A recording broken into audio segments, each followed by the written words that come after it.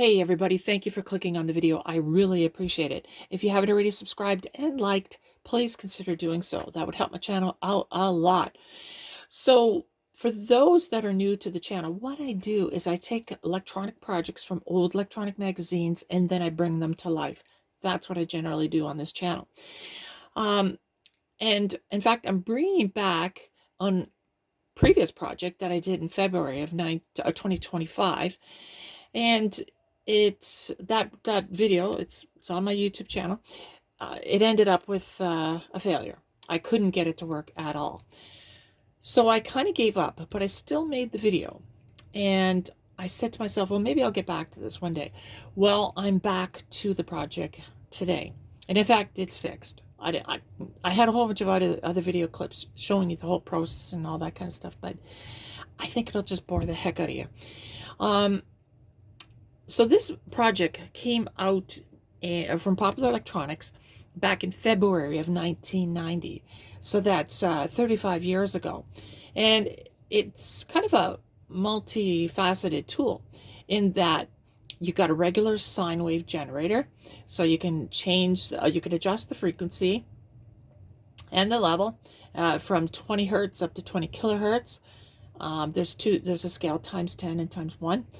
And it also is a sweep. So you can actually have that sine wave sweeping and you don't have to turn the knob. Let's say you're testing a piece of equipment or something like that. You don't have to turn the actual frequency adjust knob. It'll do it for you automatically. So that's another function. And the final function is a burst generator. So you'll get bursts of sine waves and then you'll have dead time and then another burst. And those are adjustable. You can kind of see these dials here. That changes the time, and that'll change the dead time, so the space between bursts. So that's what this does. Yeah, so I had a whole bunch of problems. I mean, I couldn't even get it going last time. But the final solution was, well, there was a couple problems. So for one, I was doubting the actual XR2206 chip, whether it was genuine or not.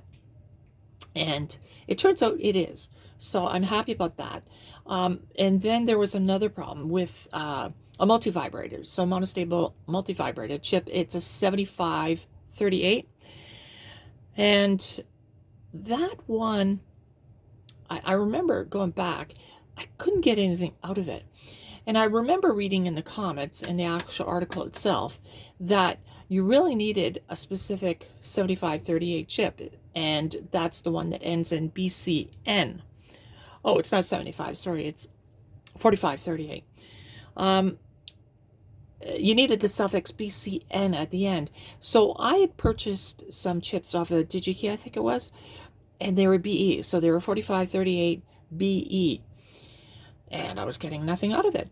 Well, it turns out, and I couldn't find a BCN suffix chip. I looked on eBay. There are some on eBay, but the prices were outrageous. But then this time around, I decided, well, let me look at my parts and see if I have something close. So I didn't have a BCN, but I had a BC. So 4538 BC. Anyway, I put that chip in. I got the oscillation. So that was a big step in the right direction. And I still had another problem, and that was it wasn't getting it. That oscillation wasn't making it to the XR2206 essentially. And it turns out it was just a wiring problem with, I believe, this switch here. So on the back, I had some wires incorrectly wired up. Anyway, I fixed that and I got it to work, which is great. And that's what I'm doing today, is I'm showing you the project. So I already built this case, even on the first video. I had this faceplate built already. I put some labels on it today, and I aligned the actual unit itself. That took about 2 hours, but it was worth it. And because I had some of the positions off, right, you know, the labeling, etc. Anyway, so it's fully functional at this point. So what I want to do is I'm going to put it in the case, and then we'll go through the motions. I'll show you what the device can do, and maybe you can build one day. Anyway, let me do that and I'll get right back to you.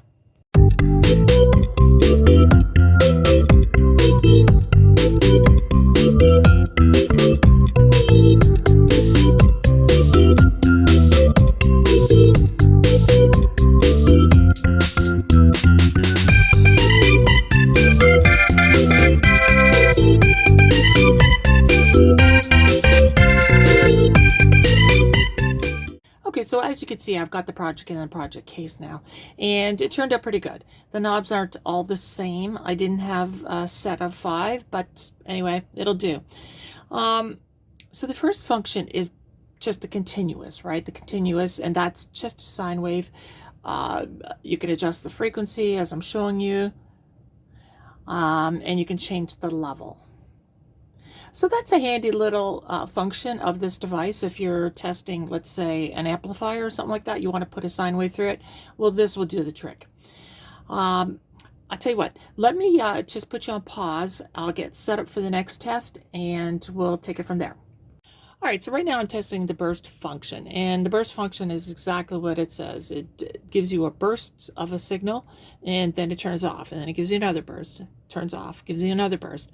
And that frequency is determined by the frequency adjust, and the level too, by the way. But we also have some great controls here too with the burst time, and that either lengthens or decreases the actual amount of signal that's given out from the device, and also the dead time, which is the off time. So let me just adjust the burst time. So in fact, it went down. So the actual amount of signal is less than it is here. You can see how wide that signal is. And then the dead time, that should shorten our off times. And yeah, you can see that that's a lot shorter than this. It might be hard to see on the scope, but it's doing exactly what it is intended for. Let me just let you listen to it. Unfortunately, when I put the speaker on, it just loads down the scope. So you'll see the scope disappear. Hopefully you can hear that.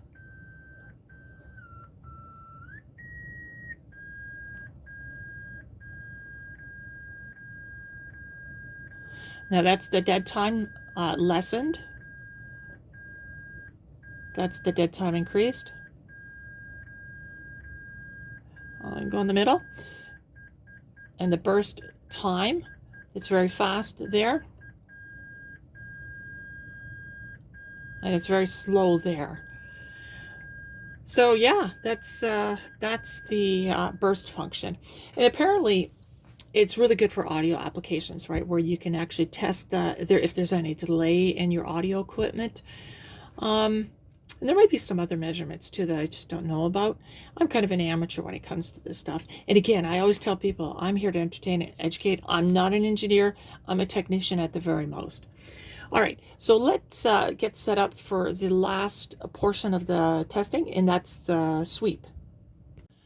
Okay, so I'm back. In fact, it's a different day. I got called out to do something. So anyway, we left off with the sweep. We have to test the sweep function, right? So in fact, I've got it all set up right now. I've got it connected to the scope and to the speaker. The scope is being loaded down, so the actual signal on the scope might not look that great, but let's listen to it.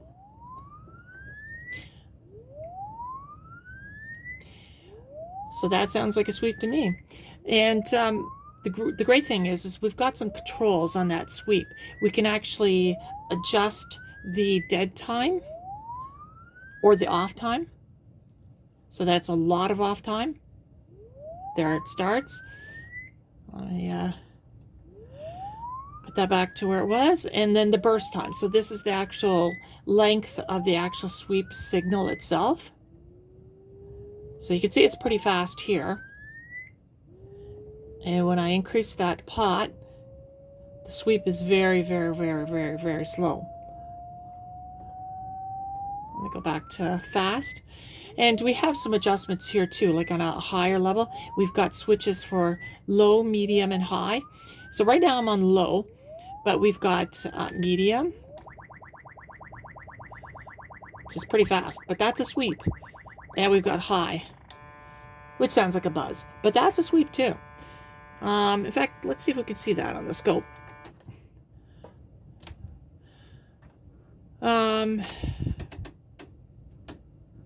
Yeah, I guess there it is right there. So the actual, okay, there, I can adjust the actual signal itself, the width of the actual sweep by adjusting the burst time. You can kind of see it there. Reduce it. And we should be able to adjust the dead time too, even on the high scale.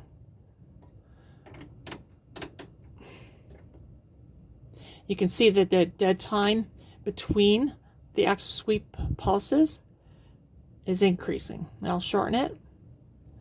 So that's actually a good demonstration of the dead time, right? See the dead time increasing? And then this is the burst time. So you can see the burst getting longer. And this applies too with the, well, we're on the sweep, but this applies, the same concept applies to the burst setting too, right? So yeah, gosh darn it, I'm trying to think if there's anything else. I don't think there is. So yeah, so that concludes this burst generator slash sweep generator. I hope you enjoyed it. And again, I'm here to entertain, not to educate. I'm an amateur at the most, and definitely not an engineer. So if you haven't already seen the first version of this project, I have the link right now up on the screen. And look out for next week, because I'm sure I'll have another project. Bye for now.